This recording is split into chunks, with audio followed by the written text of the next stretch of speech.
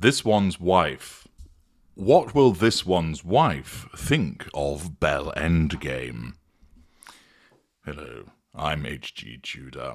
Well, you cannot have failed to notice that Bellendgame is now on bookshelves. I'm sure you're beyond delighted at this.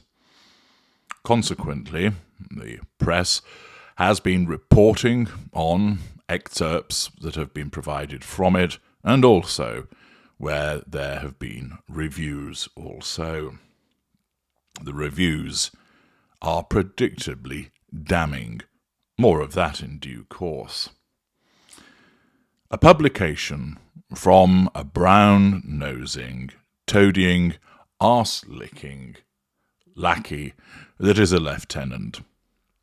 An individual who has no contacts within the royal family and is basically pumping out what he's told to do from this one's wife and this one. Naturally, he denies that they have any involvement, but we all know how that panned out first time around with regard to the denials concerning finding freedom. The very fact that the buck takes potshots at King Charles, Queen Camilla, the Prince of Wales, the Duchess of Edinburgh, the Princess of Wales, and speaks in glowing terms about the Duke and Duchess of Sussex, tells its own story. It's simply a propaganda pamphlet that has been generated on behalf of them, and particularly this one's wife. Reports damn the content, not only in terms of it being dull to read, but how it's a rehash of information that was already known and contains masses of speculation. The fact is, this is to be expected from Scobie, as he is nothing more than a mouthpiece for the Sussexes despite his denials. Yet, notwithstanding all of this, in relation to a piece of pap that has been created by him, what would this one's wife think about the book and the associated reporting that goes with it? Quite simply, she's loving every second of it.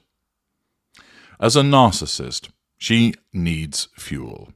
Fuel is the emotional response that is provided as a consequence of a reaction to the narcissist, whether it's something the narcissist has said, or something the narcissist has done, or a report about the narcissist, an appraisal or critique of the narcissist.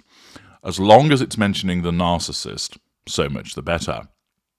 Furthermore, where certain enemies of the narcissist are being pelted and condemned, that will also suit the narcissist, because they will gain, as a consequence of their deluded sense of grandiosity and power, the perception that they have caused this to happen.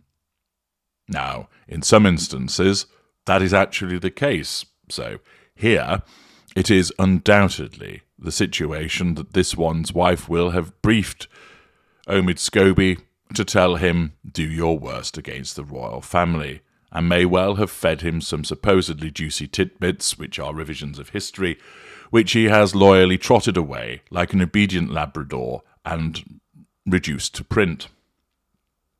Even if that were not the case, and he has condemned various members of the royal family of his own volition, this will still please this one's wife, because it suits her agenda. Those individuals are painted black, and through her magical thinking, she will believe that this is an exhibition of her power, that she has caused this to occur, that the loyal lieutenant has done this because her power is so far-reaching that he understands that these are awful human beings and must be condemned. The fact that the book is being mentioned in repeated newspapers, videos, blog entries, and that will include reference to her, provides her with fuel.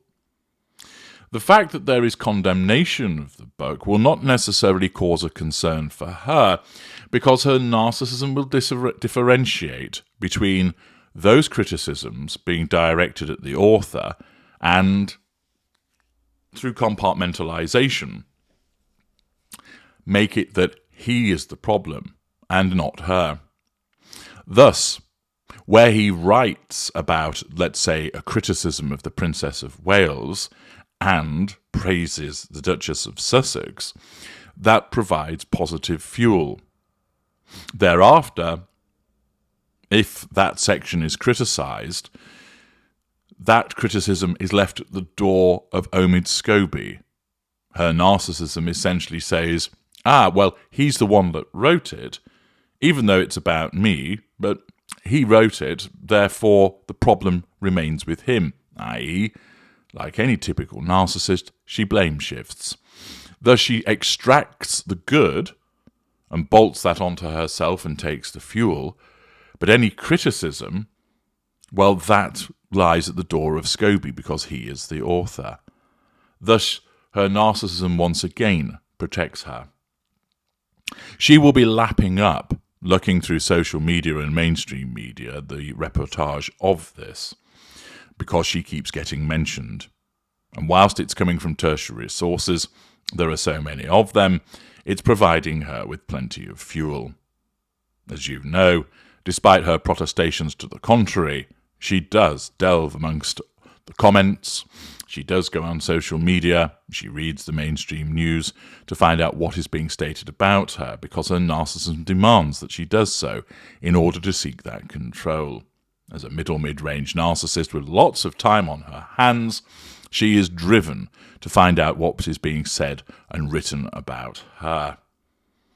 And the fact that there is so much being commented upon in relation to this book, much of which focuses on the fact that he is the cheerleader for the Sussexes, means that she's getting mentioned, and therefore there's plenty of fuel for her.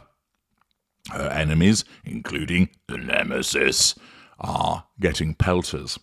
It doesn't matter the fact that many people don't accept that these pelters are legitimate, that there is considerable cynicism about the sources that Scobie has claimed that he has access to.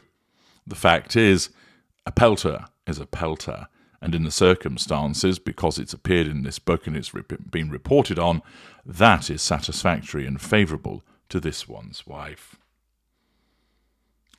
She will be lapping up the fuel, enjoying the imagined discomfort of her enemies by way of envisaging that it's her reach that is causing this for them, that they are there in this institutionally racist organisation, reeling from the disclosures. Remember, this one's wife has a deluded and exaggerated sense of her own importance and abilities, and therefore she will believe that the royal family is hating every moment of this. Largely, they'll be ignoring it, recognising that it is a load of nonsense written by a toadying, arse-licking lieutenant. Naturally, there may be a degree of irritation at the content, but they're well used to being written about in such terms and well used to there being ridiculous rumours circulated about the royal family. It's easy enough for the royal family to dismiss it. They know that Scobie is just the mouthpiece of the Sussexes, and they will also see, of course, the round condemnation, criticism and scepticism that's been articulated by many, many people. Thus, they will largely be unaffected by that. But this one's wife won't be applying the logic. She'll be applying the magical thinking, instinctively, believing that the royal family feel under siege, that they're hating every moment of this. She'll almost be cackling with glee in Monty Shitshow, believing that she's landing blow upon blow upon blow upon the royal family through Omid Scobie. It's a moment of triumph for her. Fuel and an attack upon the enemy, and therefore it will provide her with much-needed relief from the challenge fuel that she has been receiving over and over again in recent weeks.